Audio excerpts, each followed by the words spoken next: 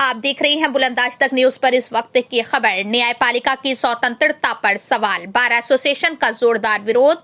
मुरादाबाद संभल के मुख्य न्यायिक मजिस्ट्रेट के ऑक्सीमक स्थानांतरण को लेकर न्यायपालिका की स्वतंत्रता पर गंभीर सवाल खड़े हो गए हैं। इस मामले के विरोध में the bar association and library Moradabad की जनरल हाउस आम सभा का आयोजन किया गया।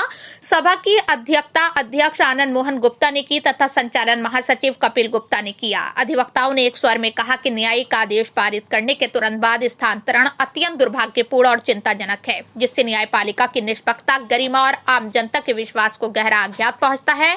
बार एसोसिएशन ने स्पष्ट किया कि यह विरोध किसी व्यक्ति विशेष के पक्ष या विपक्ष में नहीं, बल्कि संविधान द्वारा प्रदत्त न्यायिक स्वतंत्रता और न्यायिक संस्थाओं की गरिमा की रक्षा के लिए है।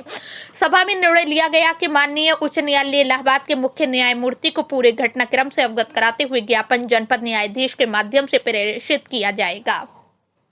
साथ ही आदेश ही अवहेलना करने वाले अधिकारी के विरुद्ध अवमानना की कार्यवाही की मांग की गई। यदि शीघ्र संतोषजनक कार्यवाही नहीं हुई तो आगे की रणनीति तय की जाएगी। मुरादाबाद से फैजान अली की रिपोर्ट। मीटिंग को लेकर क्या निर्णय लिया गया आपने? आज हमने संभल वाले मसले में जनरल हाउस बुलाया था और जनरल हाउस का आह्वान हमने इसलिए किया गया था कि जो माननीय उच्च न्यायालय की ट्रांसफ़र लिस्ट आई है और जो मैसेज समाज में गया कि वहाँ के सीजेएम महोदय ने सीओ और इंस्पेक्टर के खिलाफ रिपोर्ट दर्ज करने का कोई आदेश पारित किया था, उसके 11 दिन के अंदर उनको ट्रांसफ़र कर दिया गया, जिसका समाज में संदेश ये गया कि शायद सीओ साहब के खिलाफ एफआईआर का ऑर्डर दर्ज करने के कारण सीजेएम साहब का ट्रांसफ़र किया गया है।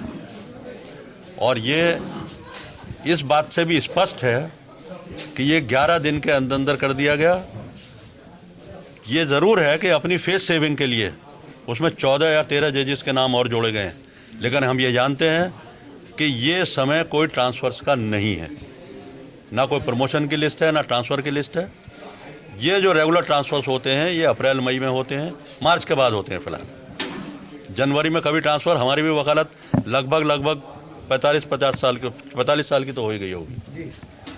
तो क्या दबाव था ये जिस तरह ये मिठाई है? क्या हमें नहीं मालूम क्या दबाव है। हमारा केवल विरोध ये है कि माननीय उच्च न्यायालय के इस निर्णय से न्यायपालिका की गरिमा को ठेस लगी है। संविधान की रक्षा का उनके ऊपर जिम्मेदारी है। समाज की कानून व्यवस्था की जिम्मेदारी एक अच्छी न्यायपालिका में निर्भर करती है। समाज में शांति जो है वो अच्छी न्यायपालिका के ऊपर निर्भर करती है। इसमें संदेश केवल ये गया कि पुलिस के खिलाफ मुकदमा लिखने का आदेश करा था, इसलिए उनका ट्रांसफ़र कर दिया गया। हम इस बात का, क्योंकि कल को कोई भी वकील अगर किसी भी अदालत में कोई प्रार्थना पत्र देता है और उस पर दर्ज नहीं होता तो यही एक एक्सक्यूज़ होगा जुडिशल ऑफिसर्स के लिए कि साहब हमें अपने बच्चे पालने हैं। तो ये तो फिर हमारा तो प्रोफेशन ही ख़त्म हो जाएगा। हमारा प्रोफेशन ख़त्म हो जाएगा, समाज का न्यायपालिका पर से विश्वास ख़त्म हो जाएगा कि हम काय के लिए जाए। फिर तो पुलिस के हाथ में सब कुछ रह गया, जो कुछ भी तय करा ना पुलिस से करा लेंगे। तो क्या मांग? तो हमने ये प्रस्ताव पारित किया है, जनरल हाउस ने सर्वसम्मति से प्रस्ताव पारित किया है कि हम माननीय उच्च न्यायालय को इस मामले में एक विरोध पत्र जनपद न्यायाधीश महोदय के माध्यम से भेजेंगे कि ये गलत समय पर लिया गया गलत निर्णय है, इसका समाज में संदेश अच्छा नहीं गया है और इसका हमारे प्रोफेशन पे भी विपरीत प्रभाव पड़ रहा है। जनता जो है एक न्याय के अंदर भरोसा करती है, न्याय के नहीं, वकील लोग उसको न्याय दिलवाते हैं। जनता का जब विश्वास ही न्याय अदालत से अधिकारी का ट्रांसफर 90 की जैसी भाषा उन्होंने कहा। अब इस भाषा को या इस संदेश को आप लोग क्या समझते हो, क्या देखते?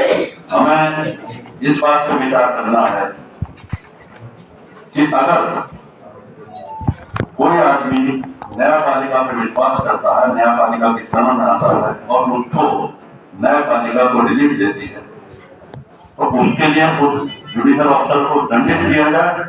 ये बात कभी समझ में आने वाली नहीं है। कुछ लोगों ने इन सब चीजों को एक्सरसाइज करने की कोशिश की, क्योंकि अधिवक्ता समाज में हर जगह का प्रतिनिधित्व है। उन्होंने कहा कि इसमें 14-15 ट्रांसफर, तो हमने ये कहा कि 14-15 ट्रांसफर हुए हैं, क्या ये रूटीन ट्रांसफर माने जा सकते हैं? रूटीन ट्रांसफर होता तो मार्च में होते हैं, मई में होते हैं, जनवरी के महीने में कभी ट्रांसफर इस तरीके का कौन हो सकता है? और होते हैं तो एक होते हैं तो 14-15 को तो इन्हें जोड़ा कीजिएगा ताकि उनके ऊपर कोई उंगली न उठा सके। लेकिन मामला फिर वही का वही आ गया। जनता में मैसेज क्या गया? जनता में मैसेज ये गया कि पुलिस के खिलाफ FIR दर्ज किए जाने का आदेश करने वाले न्यायिक अधिकारी का नाम कर दिया गया। अब इसका संदेश तो यही जाता ना कि ये कहीं ना कहीं जो निर्णय लिया गया माननीय उच्च न्यायालय द्वारा, ये किसी दबाव से किया गया, और दबाव में नहीं भी लिया गया तो भी ये संदेश जाता है कि ये निर्णय दबाव में ही लिया गया है। ये बात अधिवक्ता समाज के गले उतरने वाली नहीं थी। हमने विचार विमर्श किया, कल हमारी एग्जीक्यूटिव की मीटिंग थी, वहां भी आए तो हम उसकी बात को रखने के लिए जोरदार सिफारिश करते हैं। कोर्ट में जाते हैं तो हम बात करते हैं। अगर कोर्ट का अधिकारी ये सोचने लगेगा, जैसे यही सोचने लगेगा कि यार मेरे साथ में कुछ होना था, तो वो निष्पक्ष आपको न्याय नहीं मिलेगा। विक्टिम कहाँ जाएगा? अगर किसी थाना साहब किसका होता है कोई मामला, तो कहाँ जाता है? न्यायालय में कहता है ये तो कहता हो। अगर वो कोर्ट में नहीं जाएगा कहाँ? तो शासन व्यवस्था पर एक प्रश्न चिन्ह है, और उस न्यायालय को सोचना चाहिए था कि भाई ये जो मामला है, आपने 12-14 आदमियों को और मिला दिए, ट्रांसफर हुए। हमें बड़ा हैरत हो रही कि भाई राजनीति में थोड़ा बहुत लोग रहते हैं, हम भी पढ़ते हैं अपना या रहते हैं राजनीति में, सेशन में तो हम देखेंगे, लेकिन इमरजेंसी में कंसर्न